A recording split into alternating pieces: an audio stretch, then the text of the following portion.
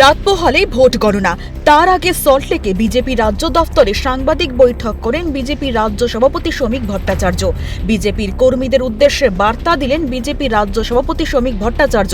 তিনি বলেন, ভোট পরবর্তী হিংসার যেন পুনরাবৃত্তি না হয় তা নিয়ে দলীয় কর্মীদের সতর্ক করেন শ্রমিক। 2021-এর বিধানসভা নির্বাচনে পরবর্তী হিংসার প্রসঙ্গ মনে করিয়ে দেন তিনি। শ্রমিক বলেন, 2021-এর পুনরাবৃত্তি যেন না হয়। যেভাবে বিজেপি কর্মীদের ওপর অত্যাচার হয়েছিল তার পাল্টা যেন একই পরিস্থিতি তৈরি না করেন বিজেপির কর্মীরা। বিভিন্ন জায়গায় এখনো পর্যন্ত মরিয়া হয়ে একটা রাজনৈতিক দল অবাঞ্ছিত কিছু মানুষকে জড়ো করছেন, কিন্তু এভাবে গণনা প্রক্রিয়ায় কোনো ব্যাঘাত ঘটানো যাবে না। 2021-এর পুনরাবৃত্তি হবে না। আমরা যেটা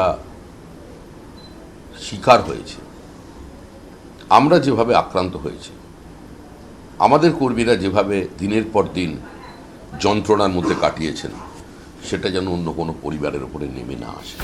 বিজেপির জয়ের বিষয়ে আত্মবিশ্বাসী শ্রমিক ভট্টাচার্য। তবে জেতার পর যেন কোথাও কোনো হিংসা না ছড়ায়, তাদের কর্মীরা সেই বিষয়ে বার্তা দিয়েছেন। তিনি বলেন, রাজ্যবাসীর কাছে, আমাদের কর্মী সমর্থকদের কাছে ও যারা আমাদের দল করেন না, তৃণমূল কংগ্রেস করেন, তাদের কাছেও একটা আবেদন রাখছি। আমাদের মূল লক্ষ্য হল পশ্চিমবঙ্গের ভোট সংস্কৃতির পরিবর্তন। আমাদের কর্মী সমর্থকদের কাছেও, যারা আমাদের দল করেন না, তৃণমূল কংগ্রেস করেন, এই নির্বাচনে হয়তো প্রার্থীর বিরুদ্ধে ভোট দিয়েছেন বিজেপি, তাদের কাছেও একটা আবেদন রাখছি যে আমাদের মূল লক্ষ্য হচ্ছে পশ্চিমবঙ্গের ভোট সংস্কৃতির পরিবর্তন। মহা জঙ্গলরাজ থেকে মানুষ মুক্তি চাইছে, মুক্তি পাবে, কিন্তু মুক্তি পাওয়ার অর্থ এটা নয় যে আমরা 2021 সালের ঘটনাকে কেন্দ্র করে কিংবা 2016 সালের পর থেকে আমাদের সঙ্গে যা হয়েছে সেই ঘটনারই পুনরাবৃত্তি আমাদের লোকজন করবেন। যিনি আক্রান্ত হয়েছেন, রক্তাক্ত হয়েছেন, যাদের প্রতিবেশী মারা গেছেন, যাদের প্রিয়জন মারা গেছেন, বাড়ির কেউ মারা গেছেন, সেও তাদের চিনে আক্রমণ করবে। এই পরিস্থিতি যাতে না তৈরি হয়।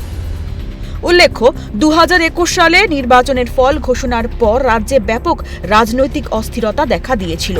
বিজেপির দাবি, সেই সময় তাদের বহু কর্মী নিহত হন, নারীরা ধর্ষণের শিকার হন এবং অনেক কর্মীকে মাসের পর মাস ঘর ছাড়া থাকতে হয়।